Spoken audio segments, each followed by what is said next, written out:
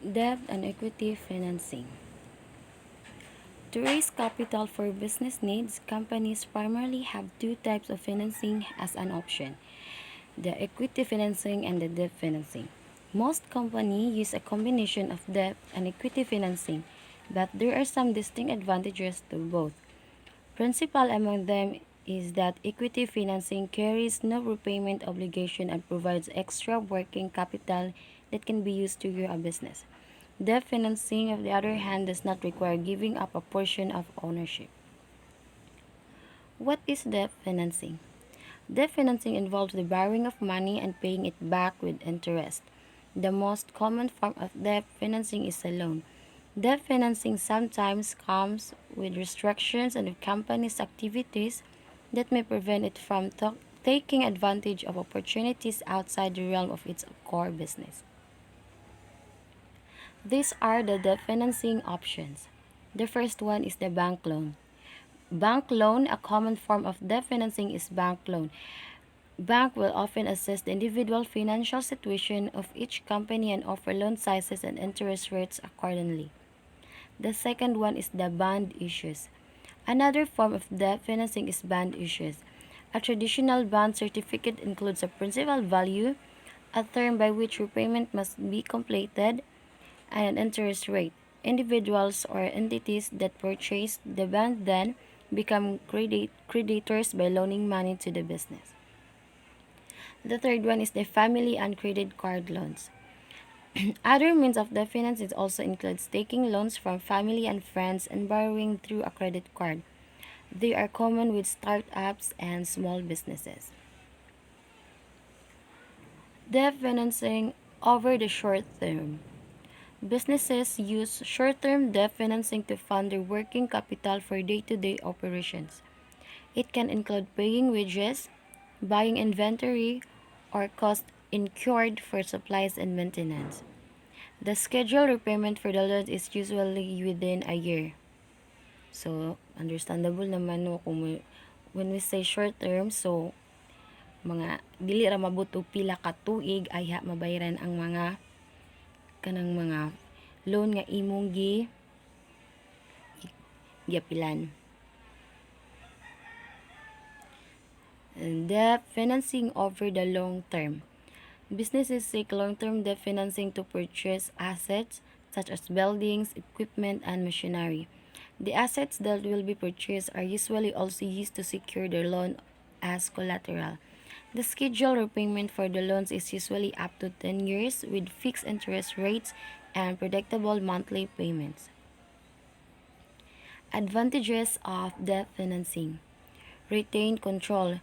When you are agreed to debt financing from lending institution, the lender has no say in how you manage your company. You make all the decisions. The business's relationship ends once you have repaid the loan in full. Tax advantage. The amount you pay in interest is tax deductible, effectively reducing your net obligation. Easier planning. You know well in advance exactly how much principal and interest you will pay back each month. This makes it easier to budget and make financial plans. And also these are the disadvantages of debt financing. Qualification requirements. You need a good enough credit rating to receive financing. So kani dili man ka mabasta-basta makabasta-basta makapang loan kung wala pug kay ikabayad sa binulan ba kaha nimo or loan binulan nimo nga bayranan or depende pud na sa imuha giapilan nga loan kung dinagko ba na. So discipline. You'll need to have the financial discipline to make repayments on time. Exercise, retrain, and use good financial judgment when you use debt. A business that is overly dependent on debt could be seen a high risk by potential investors, and that could limit access to equity financing at some point. O kung ikaw kay nangutang man ka, so kahibaw jud ka kung kano sa imong bayad. The collateral. By agreeing to provide collateral to the lender, you could put some business assets at potential risk. You might also be asked to personally guarantee the loan. potentially putting your own assets at risk. What is equity financing? Equity financing is the process of raising capital through the sale of shares. Companies raise money because they might have a short-term need to pay bills, or they might have a long-term goal and require funds to invest their growth. Major sources of equity finance. There are various sources of equity finance including business angels. Business angels are wealthy individuals who invest in high growth business in return for a share in the business. Some business angels invest on their own as a part of a network. Business angels are often experienced entrepreneurs, and in addition to money, they bring their own skills, knowledge, and contacts to the company. The second one is the venture capital. Venture capital is also known as private equity finance. Venture capitalists look to invest larger sums of money than business angels in return for equity. Venture capital is most often used for high growth businesses destined for sale or flotation in the stock market. The third one is the crowdfunding. Crowdfunding is where a number of people each invest, lend, or contribute small amounts of money to your business or idea. This money is combined to help you reach your funding goal. Each individual that backs your idea usually receive rewards or financial gain in return. The fourth one is the Enterprise Investment Scheme. Some limited companies can raise funds under the EIS. The scheme applies to small companies carrying on a qualifying trade. There are potential tax advantages for individuals who invest in such companies, such as the buyer of the shares gets income tax relief at 30% in the cost of shares.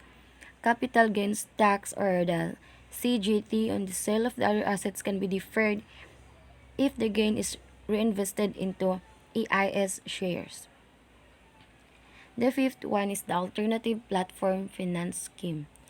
If your small business is struggling to access bank finance, this is now a government scheme in which UK's biggest banks will pass on the detail of business they have rejected to three alternative finance providers. These are the funding exchange, business finance compared, and the funding options. The stock market. Joining a public market or stock market is another route through which equity finance can be raised. A stock market listing can help companies access capital for growth and raise finance for further development.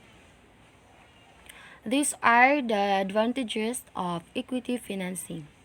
Freedom from debt. Unlike debt finance, you don't make repayments on investment. Not having the burden of debt can be a huge advantage, particularly for small startup businesses. Business experience and contacts as well as funds. Investors often bring valuable experience, managerial or technical skills, contacts or networks, and credibility to the business. Follow-up funding. Investors are often willing to provide additional funding as the business develops and grows. Disadvantages. Shared ownership. In return for investment funds, you will have to give up some control of your business.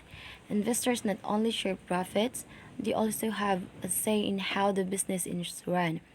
While this has advantages, you need to think carefully about how much control you surrender. Personal relationships. Accepting investment funds from family or friends can be affect personal relationship if the business fails. Time and money. Approaching investors and becoming investments ready is demanding. It takes time and money. Your business may suffer if you have to spend a lot of time on investment strategies.